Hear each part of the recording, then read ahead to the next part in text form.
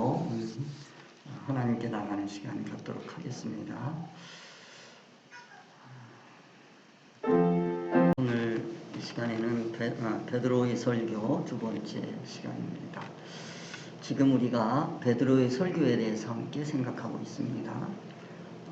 베드로가 설교한 게 다른 곳에서 한 게 아니고, 이게 지금 베드로가 설교하는 것은 마가의 다락방에서 120명이 모여서 간절한 마음으로 기도하고 난 다음에 하는 설교입니다.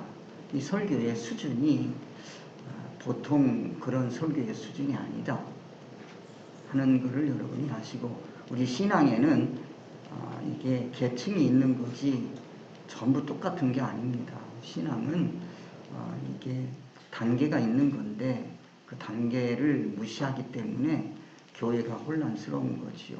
신앙은 단계가 있다. 이 신앙의 단계 중에서 이 사도행전은요, 제가 말씀을 드릴 때 사도행전 시작할 때 말씀드렸어요. 데오빌로요부터 시작하는 거예요. 그 데오빌로 앞에 뭐가 있냐? 사복음서가 있어요. 사복음서 앞에 구약이 있습니다.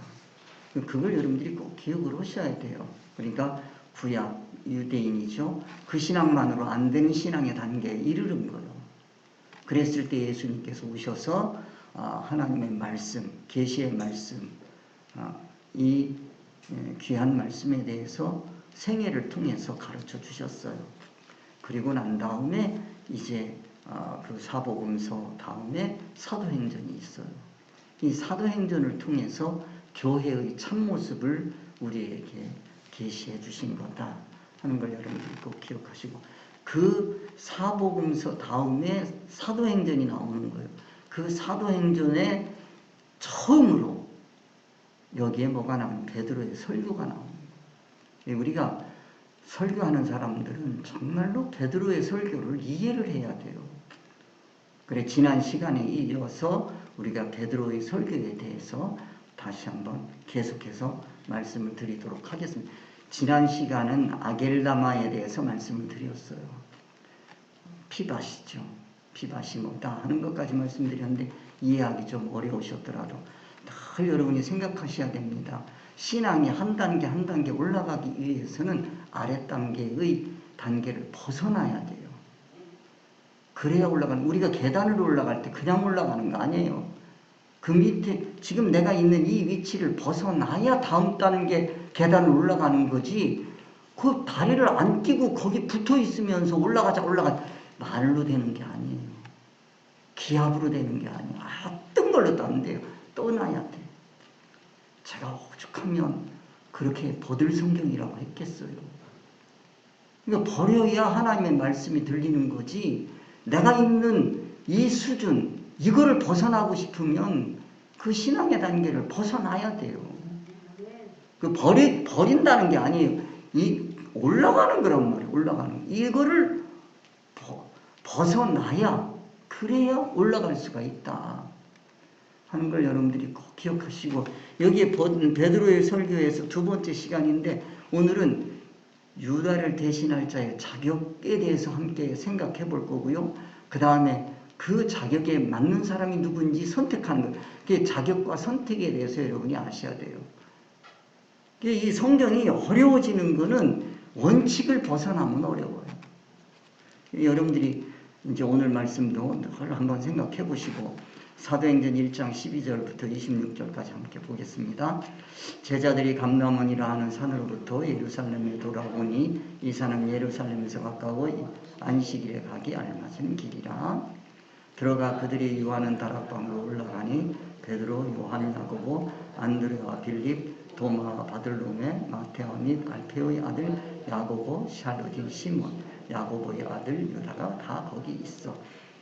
여자들과 예수의 어머니 마리아와 예수의 아우들과 더불어 마음을 같이하여 오로지 기도에 힘쓰더라. 모인 무리의 수가 약 120명이나 되더라.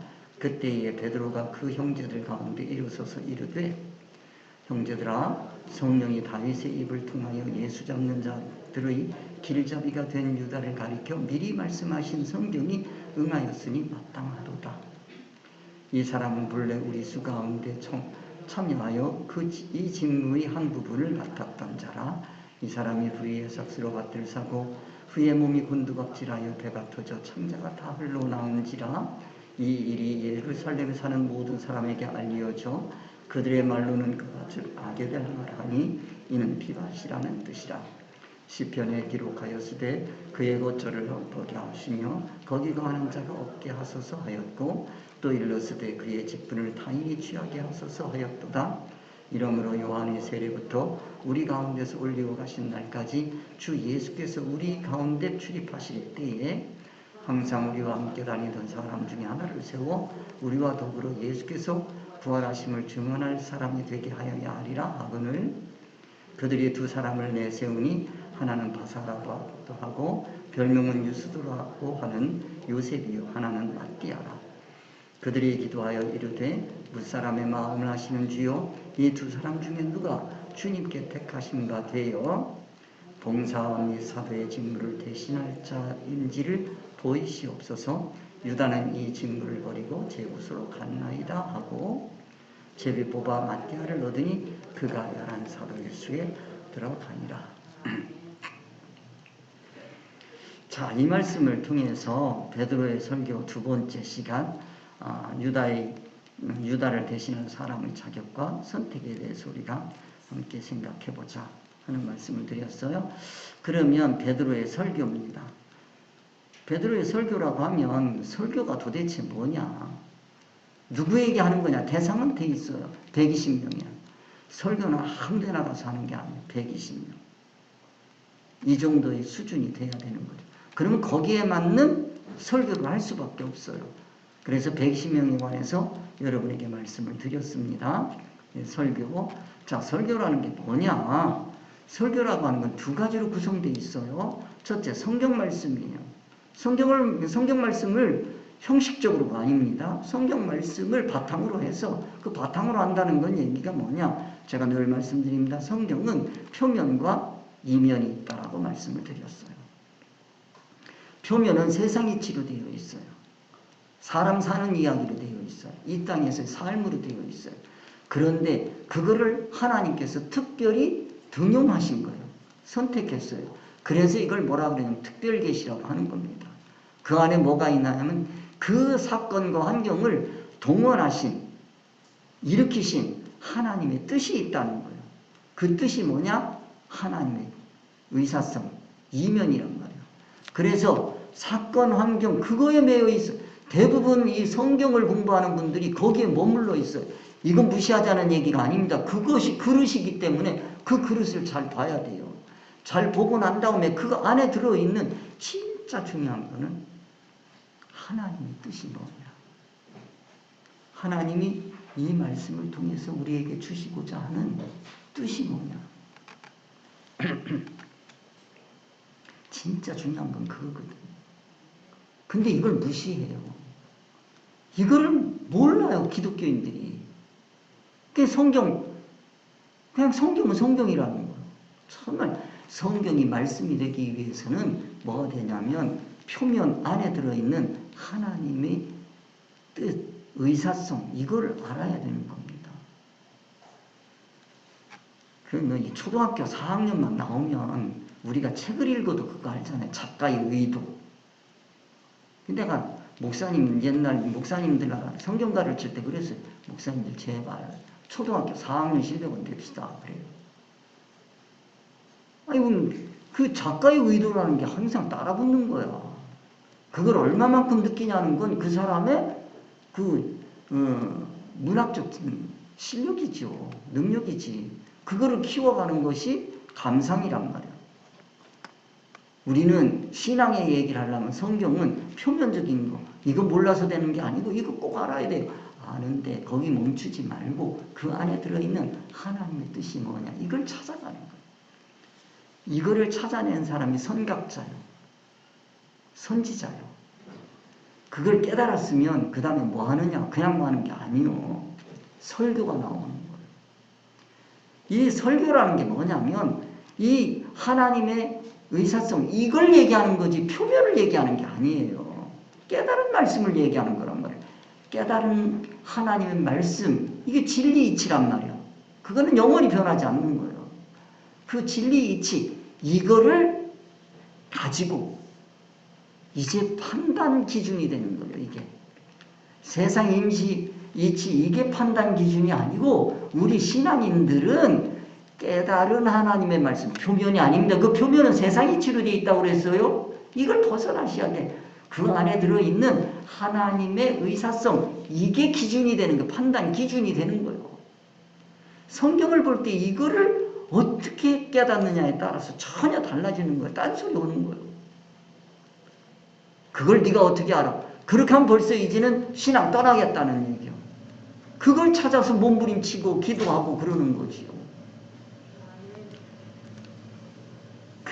이게 깨달아졌잖아요. 판단 기준이 딱 섰어. 그리고 너하고 손가락질 하는 데가 아니야. 교회는 뭐 하느냐면 나를 본단 말이에요.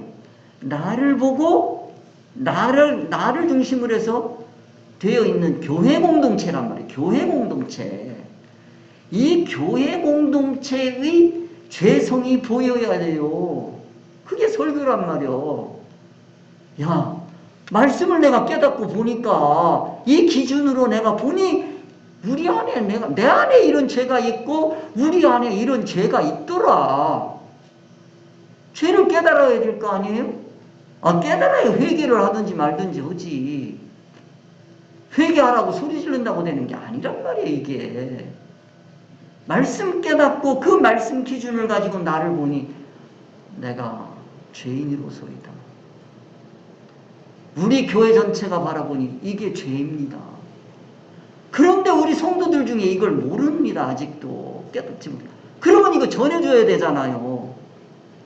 그걸 지적하는 거야. 이게 설교란 말이에요. 죄성을. 자, 여러분, 내가 보니 이게 죄입니다. 내가 이렇게 죄라고 하는 것은 말씀의 근거가 되어 있습니다. 하나님의 의사, 하나님의 뜻을 기준으로 보니 이게 죄입니다. 그럼 이거 어떻게 해야 되겠습니까? 우리 함께 기도합시다. 기도해야 된단 말이에요. 이게 회개합시다. 그래야 돌이킬 거 아니겠어요? 설교를 들으면서 세상에 지금까지 적당하게 살아왔던 모든 것 다 쳐보는 거. 하나님 앞에서 하나님의 말씀을 들으며 그 말씀을 들어보니 정말로 그게 죄네요. 예, 저도 회개하겠습니다. 이게 설교지요. 그러고 난 다음에 그러면 회개하고 끝나는 게 아니지 않습니까? 하나님이 원하시는 거는 그 길로 우리가 가야 될 거 아니겠습니까? 바른 길 갑시다. 이거에 함께 동의하고 이 길로 함께 가도록 인도하는 것이 설교란 말이에요. 설교 세상 속에 하는 게 아니에요. 얼마나 심각한 건데. 이 설교를 듣고 이 초대교회 120명의 문대들이 어떤 반응을 했느냐. 오늘 그 말씀하는 마띠아를 그 말씀을 듣고 뽑아내는 거예요. 그냥이 아니란 말이에요. 그래, 이 사도행전 1장이라고 하는 거는 우리 기독교에 있어서 가장 중요하고 핵심 중에 핵심이요. 제가 그래서 서두에도 말씀드리고 지금까지 여기 오는 동안 수없이 말씀드린 사도행전 앞에 사복음서가 있습니다.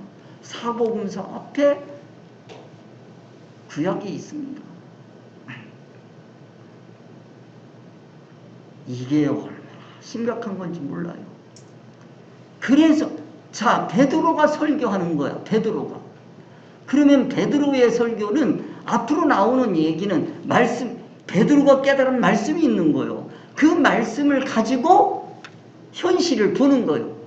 그 현실에서 우리가 회개할 게 뭐고 그리고 우리가 해야 할 일이 뭐다라고 제시해 주는 거예요. 이걸 여러분들이 머릿속에 다 담아 놓으시고 말씀을 보셔야 깨달음이 오는 거예요. 우리가 나아가야 될 신앙의 방향도 잡히게 되는 것이고 그렇게 되는 거죠. 이런 것들이 잡혀 있어야 되는 거죠. 그래서 여기 자, 15절에서부터 19절 그 내용이요. 모인 무리수가 이게 앞에서 말씀드린 내용입니다. 모인 무리수가 한 120명이나 되더라. 그때에 베드로가 그 형제 가운데 일어서서 의사가 말씀 깨달았단 말이에요. 말씀 보다가 그런 거예요. 이게 깨달았단 말이에요. 그래 일어서는 거죠. 뭐 하려고? 설교하려고. 자기 깨달은 말씀 전해주려고. 형제들아, 성령이 다윗의 입을 의탁하서 예수 잡는 자들을 지로한 유다를 가리켜 미리 말씀한 성경이 응하였으니 이게 마땅하다.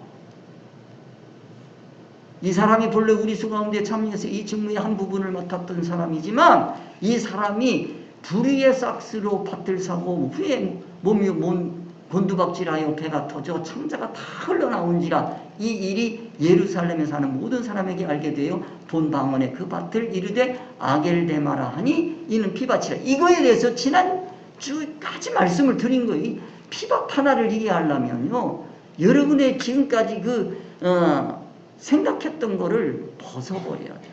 벗어나셔야 돼요. 그래서 여기 19절에서 모인 사람 120명 의사단일이라고 말씀드린 겁니다. 그리고 16절 형제들아 성령이 다윗의 입을, 이거는 성경 말씀을 조금 이따가 말씀드릴게요. 성경 시편을 읽다가 깨달은 말씀이야 이게. 야, 이게 우리에게 지금 깨닫고 너 회개하라고 하는 말씀이구나. 이게 깨달아진 거예요. 이건 당연한 거지. 그리고 18, 9절이 이게 뭐냐면 이 가룟 유다에 대해서 얘기해 주는 거예요. 근데 이게 어렵단 말이에요. 그 지난주에 말씀드린 내용이 이게 18, 19절이라면 아겔데마가 도대체 뭐냐. 이게요, 어려운 게 왜 그러냐면 지난주 말씀을 다시 한번 정리해 드리면 이 18절, 19절은요, 그 당시 공동체 120문도들이 함께 겪고 있는 현실을 판단하는 거예요. 판단이고, 사실은 어디에 있냐면 마태복음 27장 6절이 7절이에요. 이게 왜 다르냐? 그래, 여러분들 한번 이거요 설명 못해요. 그냥은. 왜냐? 설교하고 하나님 말씀하고 뒤죽박죽으로 섞어놔. 그럼 이해가 되겠어요 이게? 마태복음 27장 6절에서 7절 얘기는, 여기에는 가룟 유다가 그 예수님 판 그 돈 가지고 가서 이거 도대체 나 이거 못 견디겠다. 그래 돈 갖다 주고 제자들이 나 이거 내가 무지한 자를 팔았다. 그렇게 얘기하는 거예요. 네가 알아서 해? 그런 거예요. 그러니까 이거는 거기다 집어던져 놓고 그러고서 나와서 목매달아 죽었다는 거예요. 이거는요 사실이란 말이에요. 목매달아 죽었어요. 근데 그 돈을 어떻게 처리 못하니까 이 대제사장 바리새인들이 이 돈 갖다가 뭐 했냐면 밭을 하나 샀어요. 그리고 그 이름을 뭐라고 하냐면 피밭이라고 한 거예요. 피값으로 산 거니까 밭을 하나 샀어요. 근데 그게 뭐가 되더라는 거예요? 무덤이 되더라는 거예요. 이게 현실이야. 현실. 나타난 게 그렇게 나타났어요. 근데 그거를 바라보는, 그 현실을 바라보는 이 말씀을 깨달은 베드로의 심정은 뭐냐면, 이거는 나타난 건 그렇게 나타났지만 가룟 유다 안에 있는 신앙의 상태는 이런 거다라고 얘기하는 거예요. 이걸 알아야 돼요. 나타난 거 이전에 가룟 유다가 그 어떤 사람이었냐를 알아야 된다는 거예요. 그래서 우리는 가룟 유다 같은 사람이 되지 말아야 된다는 얘기죠. 그래서 이 사도행전 1장 18절에 19절 말씀은, 이거는 베드로가 깨달은 말씀을 가지고 마태복음 27장 6절에서 7절을 재해석한 거라고 생각하시면 되겠어요. 그 얘기를 지난주까지 했는데 그걸 또 리바이벌 하기는 어렵잖아요. 그러니 이렇게 아시고 여러분들이 제가 지난주에 한 말씀 기억하시고, 사도행전 1장 18절, 그 다음 마태복음 27장 4절 왜 다르냐? 이게 꼭 이해되셨으면 좋겠어요.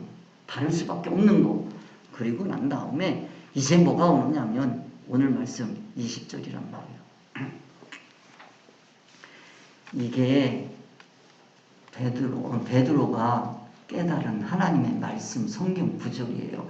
시편에 기록되어 있어요. 그의 것으로 황폐하게 하시며 거기 거하는 자가 없게 하소서 하였고, 또 일러스되 그 직분을 타인이 취하게 하소서 하였도다. 이러므로 요한의 세례로부터 우리 가운데서 올리고 가신 날까지 주 예수께서 우리 가운데 출입하실 때에 항상 우리와 함께 다니던 사람 중에 하나를 세워 우리로 더불어 예수의 부활하심을 증거할 사람이 되게 하여야 하리라 하는 거예요. 이건 시정이에요. 자, 이렇게 고쳐야 되겠다. 그래서 자, 20절 시편에 기록한 앞에 뭐라 그랬냐면 성령께서 다윗의 입을 통해서 미리 말씀하셨다는 거예요. 그게 응하였도다. 이건 마땅하도다. 그 얘기예요. 깨달은 말씀이에요. 시편. 그 시편이 뭐냐면 첫 번째 69편 25절이고 시편 109장 8절. 109편 8절 말씀이에요.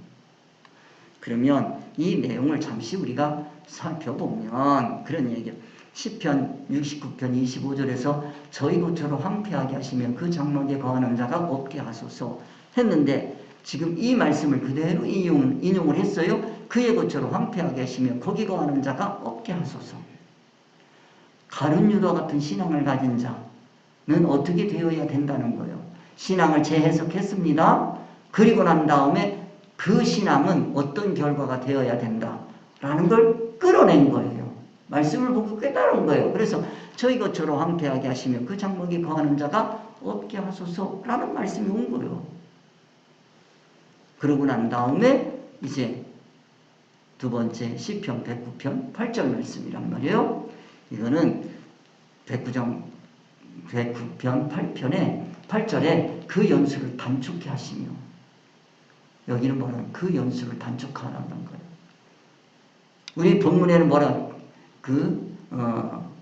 이 말씀을 놓고 그 직분을 타인이 취하게 하소서, 그거만 있어요. 그 직분을 타인이 취하게. 이미 이 사람의 연수는 단축이 돼버렸어요. 이 세상에. 그러니까 다시는 죄로 날 거 없지. 근데 그 직분은 아직도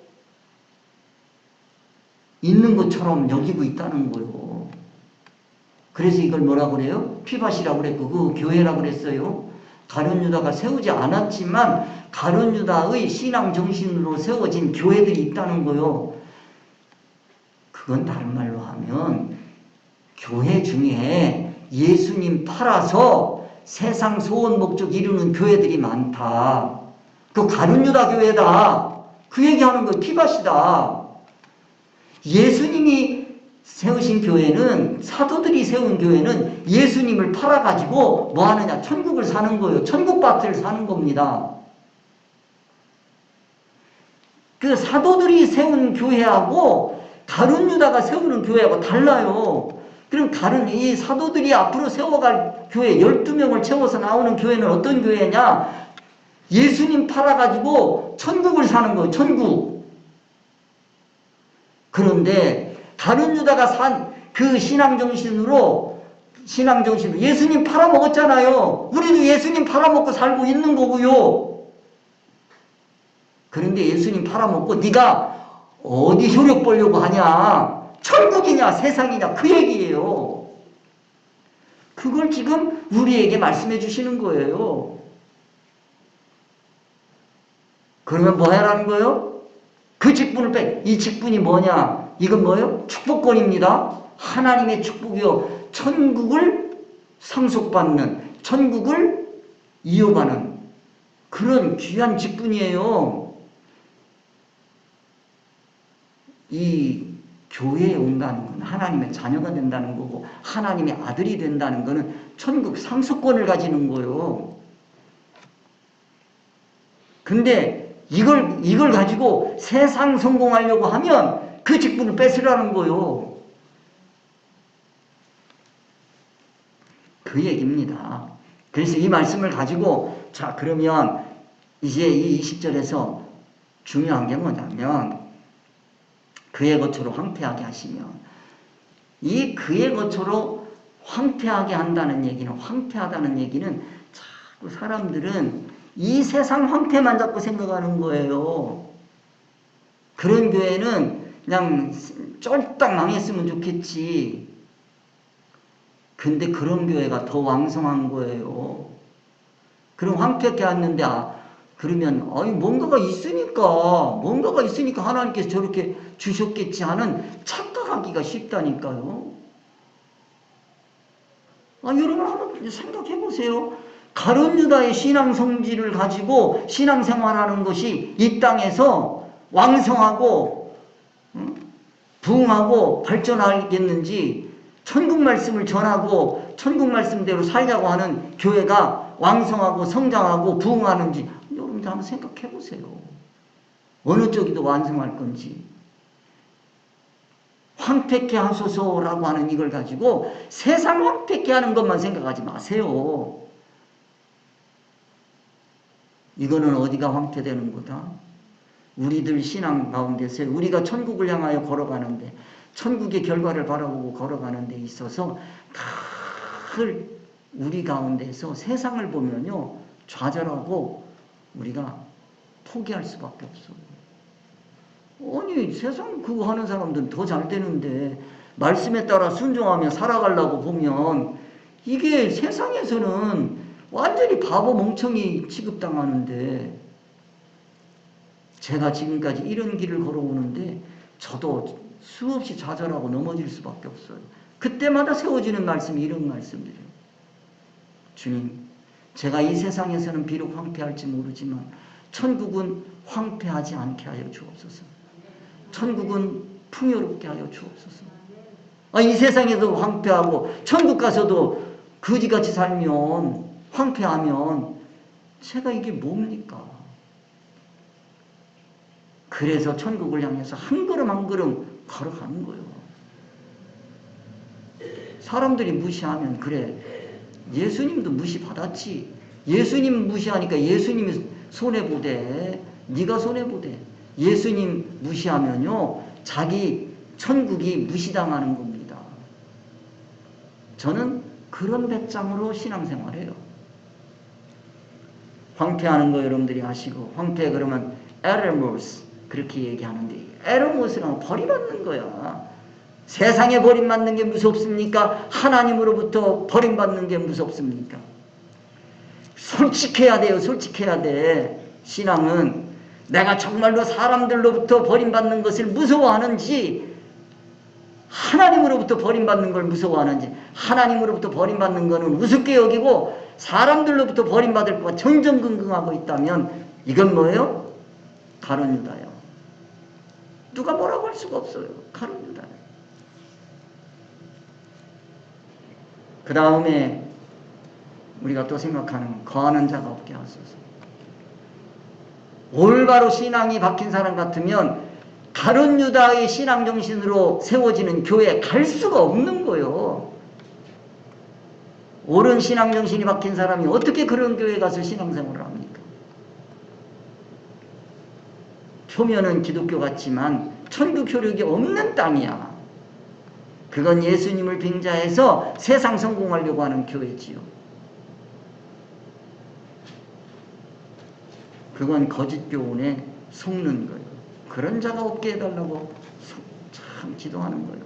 여러분, 우리가 기도하는 게 그거잖아요. 거짓 교훈에 우리가 속지 않게 하여 주옵소서. 날마다 저는 내 자식들 볼 때마다 참 안타까울 때가 있어요. 내가 잘못 키워서 그렇지. 걔들은 그렇게 얘기해요. 아니 우리처럼 소관생긴 사람도 없어요. 맞아.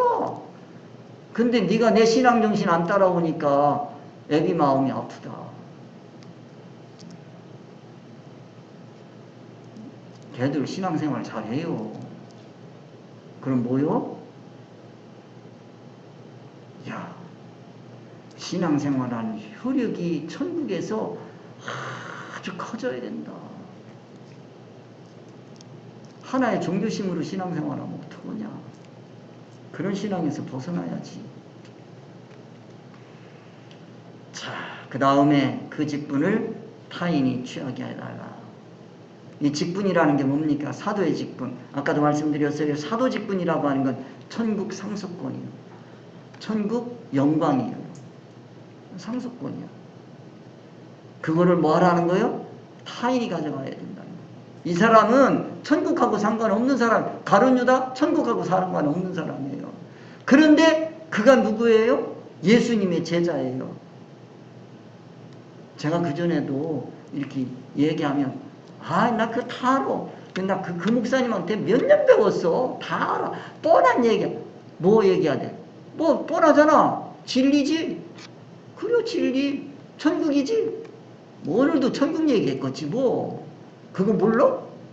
진리 몰라? 다 알아. 이 사도의 직분이라고 하는 것은 천국 상속권인데 이 천국 상속권을 가지고 천국을 정말 상속받는 자가 돼야 돼요. 안 되면 다른 사람이 그 일을 대신해요. 그럼 그 사람이 사도의 직분을 가지고 천국 상속권을 가져가는 거예요. 이 세상 사람 누군가가 뭐 집사, 권사, 장로, 목사를 준 게 중요한 게 아니고 그게 중요한 게 아니라는 거. 예수님 이 땅에 따라다니면서 배운 그게 중요한 게 아니라니까요. 그 배웠으면 뭘 합니까? 소원이 바뀌고 목적이 바뀌어야지. 여전히 세상 예수 믿어가지고 세상 성공하려고 하면 그건 뭐요? 뺏기는 거예요. 그 얘기입니다. 그래서 자 20편 우리가 20절 그 다음에 21절에서부터 23절까지 자 여기서 이제 사도의 자격을 얘기해 줍니다. 사도는 이런 사람. 그러면 다른 사람에게 줘야 됩니다. 라는 얘기. 다른 사람에게 주려면 어떻게 해야 되느냐? 방법이 없어요. 다른 사람 누구에게 줄까? 이게 나오잖아요. 누구에게 나올까? 자격이 있어야 돼. 그럼 그 사람은 뭐 할 사람인데? 라는 게 나오잖아요. 그 직분을 받았어요. 그건 뭐 할 사람이에요? 예수님의 부활을 증거할 사람이에요. 예수님의 부활을 증거할 사람. 그 사람은 어떤 사람이어야 되느냐? 표면적으로 나타나는 게 있는 거예요. 그거를 세 가지로 얘기를 해주고 있어요. 이렇게 해줘요. 이 베드로의 설교를 얘기하면 설교가요. 살아있을 수밖에 없어. 세상 요령 가지고 설교하려고 그러면 웅변술로 설교하려고 그러면 안 되지. 이거 보면 나오잖아요. 딱. 자, 말씀 기준 깨달았어. 깨달은 말씀 가지고 이제 뭐예요? 그 기준 가지고 나를 봤어. 이게 죄네. 나만 있는 줄 알았더니 교회 공동체 안에 있네. 우리 모두의 문제네. 함께 기도했던 모든 사람들이 이거를 가지고 내가 설교 말씀을 증거해야지. 여기에 동의하는 사람이 몇 사람이 있을까? 했어요. 자, 내가 말씀을 깨닫고 보니까 이게 죄다. 우리의 심각한 죄는 가룟 유다서입니다. 가룟 유다가 죽고 우리를 떠나고 없는 줄 알았더니 내 안에 가룟 유다의 성질이 있더라. 그 말씀해 보니까 이거 제거하란다. 그리고 다른 사람에게 주란다. 그럼 주려면 누구에게 줘야 되는데요? 그래, 그 줘야 돼. 첫 번째로 이 자격이 뭐냐? 우리로 더불어 예수의 부활하심을 증거할 사람이 중요한 거예요. 가룟 유다가 증거하게 시키면 안 돼요. 교회에서 가룟 유다의 성질로 예수님 증거하러 다니는 사람 많지요. 안타깝습니다. 증거할 사람이 되고 증거는 뭐 하는 거예요? 예수님처럼 사는 게 증거예요. 입으로 나부랑거리는 거 말고 예수님처럼이 뭡니까? 말씀이 육신이 되셨어. 진리 말씀을 가지고 세상 이치를 쓰셨어. 그러면 우리도 예수님의 교훈을 받으면 진리로 자체화될 수 있어요. 진리로 자체화됐으면 그 진리 가지고 세상을 사용하고 활용하고 이용하고 쓰는 거예요. 그게 뭐 하는 거예요? 예수님 증거하는 삶입니다. 우리는 예수님을 우리의 삶으로 증거하는 거지 입으로 하는 게 아니에요. 그리고 그 사람은 어떤 사람이 되느냐? 부활하고 승천하고 천국을 상속받을 자라는 걸 아셔야 돼요. 그 사람이 천국을 상속받는 자다. 그러니까 부활 잘 아셔야 돼요. 승천. 기독교는요, 부활과 승천으로 되어 있어요. 예수 그리스도의 교훈 곧 나옵니다. 이것도 부활과 승천으로 되어 있어요. 좀 이따 말씀드릴게요. 이게 참 중요한 건데, 자, 그 다음에 이게 중요하단 말이에요. 요한의 세례부터 어디까지? 승천이야. 요한의 세례가요, 요한이 세례를 베푼 게 로마인에게 베푼 게 아니에요. 누구에게 베풀었어요? 유대인들에게 베풀었어요. 유대 신앙에서 유대인들이 가지고 있는 그 신앙의 이치에서 벗어나야 된다는 거예요. 그래야 산다. 로마인은 로마인이 살고 있는 거기에서 벗어나야 살아요. 뭘로 벗어나야 돼요? 예수 그리스도의 교훈으로 살아나야 돼.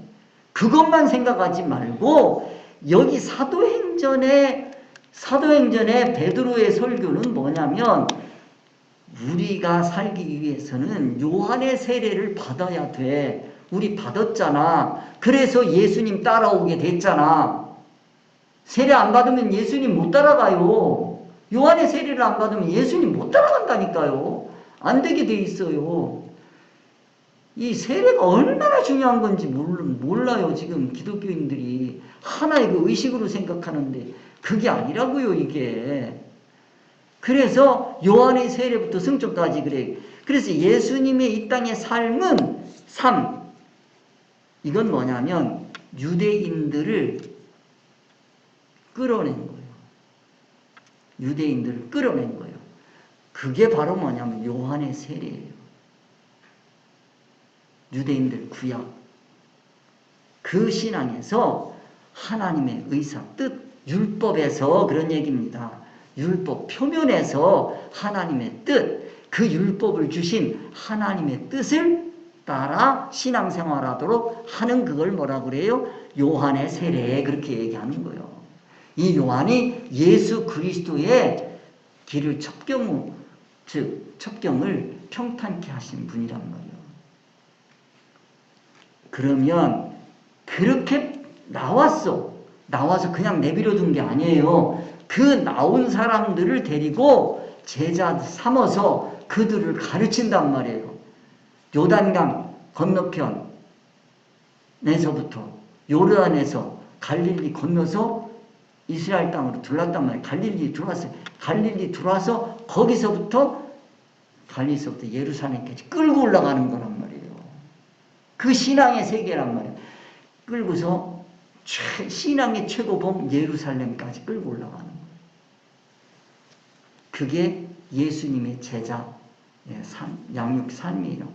십자가까지요, 거기가. 그 십자가, 그 다음에 뭐가 나와요? 부활이 나와요. 그 다음 부활만 알면 안 돼요. 부활, 즉 십자가를 넘어서 부활하는 것을 가르쳐 주신 게 뭐냐면 예수님이 제자들, 즉 육신을 입고 가르쳐 주신 거예요. 그게 부활이라고요. 예수님의 교훈이 둘이에요. 그래서 부활이 있고 그 다음에 승천이 있어요. 40일 계시면서 가르치는 그 교훈은 승천의 교훈이야. 이 땅에 33년 사시면서 가르친 그 교훈은 부활의 신앙이고, 부활할 수 있도록 부활을 해야지 천국에 갈 거 아니겠어요? 부활해서 부활체를 입어야 천국에 간단 말이에요. 그 부활체를 입고 그 다음에 한 걸음 한 걸음 나아가지고 하늘을 향해서 올라가야 된단 말이에요. 올라가는 신앙, 승천하는 신앙. 그거에 갔는데 그걸 배웠어요, 여러분들이. 감람원이라고 하는 산에 가서 거기서 갈릴리 사람들이 예수님 승천하는 걸 봤는데 쳐다보고 있으니까 안 보이는 거예요. 구름이 가려서. 그때 두 천사가 얘기를 해주는 거예요. 흰옷 입은 두 사람이 얘기를 해주는 거예요. 야, 뭐 그렇게 하늘을 뚫어지게 쳐다보냐? 그런다고 하늘이 보이냐? 예수님이 보이냐? 그런 얘기예요. 그 말씀을 듣고 탁 깨닫고 예루살렘으로 오고 보니 예수님이 예루살렘 하면은 예루살렘 성전 생각을 하는데 그게 아니란 말이에요. 그게 아니고 예루살렘 하면 이제는 뭐가 돼야 돼요? 성전이 아니고 성전 아니야. 그건 무너져도 되고 뭐 상관없어. 뭐가 중요해요? 예수 그리스도의 교훈이 중요하단 말이에요. 그 교훈이 있던 곳이 어디요? 마가의 다락방이란 말이에요. 그곳으로 가니까 벌써 사람들이 모여 있어요. 그들과 함께 그 사람들이 모여서 기도를 했는데 그 사람 몇이야? 120명이야. 기도하다가 보니까 베드로의 설교가 나오는 거야. 그런 얘기예요. 여기까지 온 거예요. 그래서 이 신앙의 세계를 여러분이 아셔야 된다. 이게 참 일이 바빠요, 이게. 그래서 그러면 자격은 뭐냐? 예수께서 우리 가운데 예수님께서 그 제자들 가운데 계신 게 왜 계셨어요? 교훈하려고 계신 거예요. 가르쳐 주시려고. 뭘 가르쳐 줘요? 교훈에는 두 가지가 있다니까요. 십자가 지시기 전에 교훈이 있고요. 그건 부활이에요. 그 다음에 십자가를 지시기 전. 그 다음에 부활하셨어요. 부활하시고 난 다음에 제자들을 가르쳐요. 40일간 계시면서 이거는 무슨 이치를 가르쳐 주시는 거라고요? 승천의 이치를 가르쳐 주는 거란 말이에요. 이런 걸 여러분이 이해를 하셔야 돼요. 이거를 여러분들이 기억을 하시고. 그러니까 교훈을 그냥 다 똑같다고 생각하면 안 돼요. 수준을 생각해. 예수님이 몸을 입고 가르치실 때에 그 신앙은 부활신앙이란 말이에요. 근데 부활하셔서 이 땅에 40일만 계시면서 제자들을 찾아오셔서 가르쳐 주시는 거, 이거는 무슨 신앙이냐면 승천신앙이란 말이에요. 부활한 사람들이 승천할 수 있도록. 구름이 자꾸 가리니까 얼마나 안타깝겠어요. 그러고 난 다음에 이제 세 번째, 항상 같이 다니는 거예요. 여러분, 예수님의 교훈에 열심을 받는 성도들 중에 한 사람. 이 사람이 바로 사도 직분을 이어갈 사람이에요. 항상 이렇게 얘기하면요. 우리가 훈련받는데 예수님의 제자가 되어 가는데 항상이어야 돼. 항상이 없는 사람은요. 환경에 따라, 시간에 따라, 공간에 따라 요동친단 말이에요. 그건 항상이 아니지. 코로나 상관없이. 어떤 거 상관없이 내 신앙이 예수님의 교훈을 중심으로 따라가야 된단 말이에요. 저는 그래서 어떻게 하든지 예수님 교훈을 받는데 부족함이 없게 하자. 요즘엔 참 상상도 못할 일들이 온라인에 있더라. 저 사람들 그거 쓰는데 왜 남들 못 쓰냐? 난 그거 배워가지고 쓰는 거요. 그냥 그건 시간도 공간도 제약도 코로나도 아무것도 없어. 누가 시비할 사람도 없어. 그건 하는 거예요. 그냥 그거 배우는 거 쉬운 거 아니에요? 그래도 배워가면서 하는 거지 뭐. 부족하고 보기 싫고 그렇더라도 처음엔 미숙하지 뭐. 항상. 근데 여러분들이 내가 예수님의 교훈을 받는데 내가 어떤 단계냐? 부활 단계냐? 부활로 가야 되는 단계냐? 내가 승천의 단계냐? 결정하고 어떻게 됐든 하여튼 나는 이 신앙이 이렇게 성숙해 올라가야 되겠다. 나는 항상 해야 되겠다. 어떤 거에 제약도 내가 받지 않으리라. 이게 돼야죠. 그 다음에 함께 다니는 거예요. 이게 또 중요하죠. 자, 의사와 목적이 하나인 사람들이 연합, 공동체. 이 교회가 하나가 되는 게 참 중요하잖아요. 우리 교회 이름이 하나야. 참 좋잖아. 의사와 목적이 하나인 사람들이 연합 활동을 하는 거예요. 요게 눈에 보이는 거예요, 이제. 다음 시간에 이제 요걸 가지고 그 사도의 직분이 어떻게 형성돼 가는지, 그리고 어떻게 이 사람들이 뽑아내는지 하는 것까지 우리가 보도록 하겠습니다. 그래서 여러분들 사도의 자격이 뭐다라고 하는 게 분명히 나왔어요. 이 자격 기준에서 맞대아가 나오는 겁니다. 어떻게 이게 나오는 건지 그 원리를 여러분들에게 다음 시간에 또 말씀드리도록 하겠습니다. 기도합시다.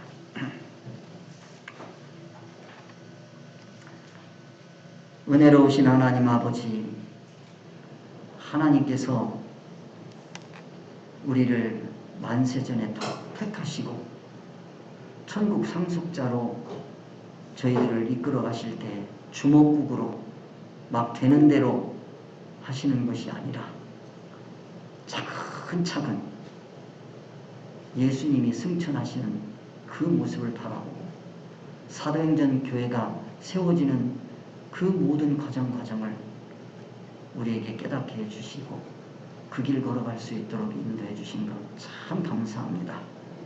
우리 교회가 이렇게 주님 보시기에 아름다운 귀한 교회가 될 수 있도록 복나려 주옵소서. 모든 말씀 우리 주 예수 이름 받들어 기도드립니다. 아멘.